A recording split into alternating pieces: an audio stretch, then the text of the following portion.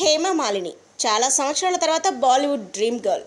హేమమాలిని గౌతమిపుత్ర శాతకర్ణిలో రాజమాతగా టాలీవుడ్లో దర్శనమిచ్చింది. హేమమాలినికి దాదాపు 2 కోట్లు రెమ్యునరేషన్గా చెల్లించారు. రమ్యకృష్ణ ఓ దశలో టాలీవుడ్ని ఏలిన హీరోయిన్గా విభిన్న పాత్రలు పోషించిన వారిలో రమ్యకృష్ణ పేరు తప్పనిసరిగా ఉండి తీరాల్సిందే.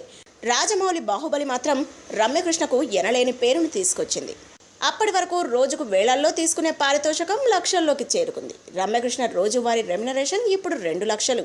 నదియా అందమైన అత్త అమ్మ క్యారెక్టర్లకు నదియా కేర్ ఆఫ్ అడ్రస్ అయింది. హీరోయిన్గా టాలీవుడ్లో పెద్ద గుర్తింపు లభించకపోయినా అమ్మ అత్త క్యారెక్టర్లకు మాత్రం మంచి పేరు తెచ్చుకుంది.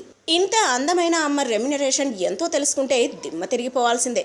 రోజుకు 2 లక్షలు తీసుకునే నదియా ఇతర ఖర్చులు కూడా నిర్మాతే భరించాల్సి ఉంటుంది.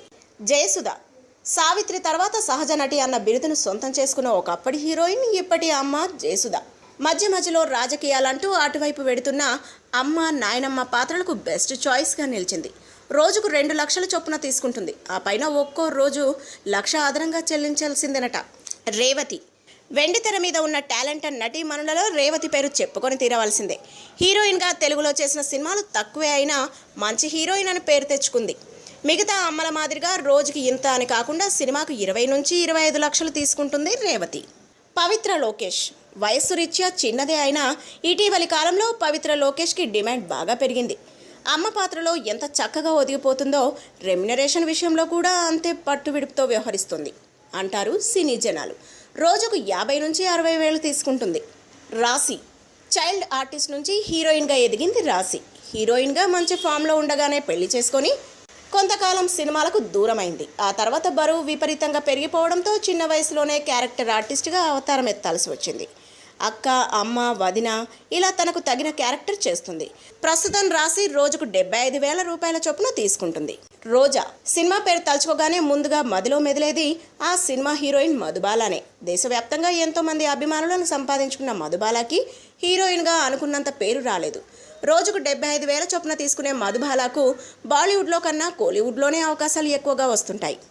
రోహిణి తెలుగులో రోహిణి హీరోయిన్గా చేసిన సినిమాలు తక్కువే అని చెప్పుకోవాలి. నటిగా కన్నా కూడా డబ్బింగ్ ఆర్టిస్ట్గా రోహిణి బాగా పాపులర్ అయింది.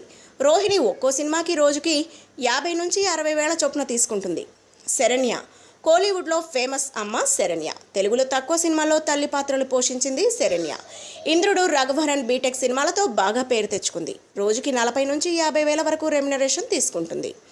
తులసి సాంప్రదాయ తమిళ కుటుంబంలో పుట్టిన తులసి చైల్డ్ ఆర్టిస్ట్గా శంకరాభరణంలో నటించింది. ఆ సినిమాతో తులసి పేరు మారుమ్రోగిపోయింది. అమ్మ అక్క పాత్రలు చేస్తుంది. తులసి రెమ్యునరేషన్ కూడా రోజుకి వేలల్లోనే ఉంటుంది. ఇతర అమ్మలు వీళ్ళే కాకుండా ప్రగతి హేమ సుధా లాంటి అందమైన అమ్మాయిలు టాలీవుడ్లో చాలామందే ఉన్నారు. వీరందరి రెమ్యునరేషన్ కూడా రోజుకు వేలల్లోనే ఉంటుంది. If you like the video, please like us and subscribe Tollywood Nagar.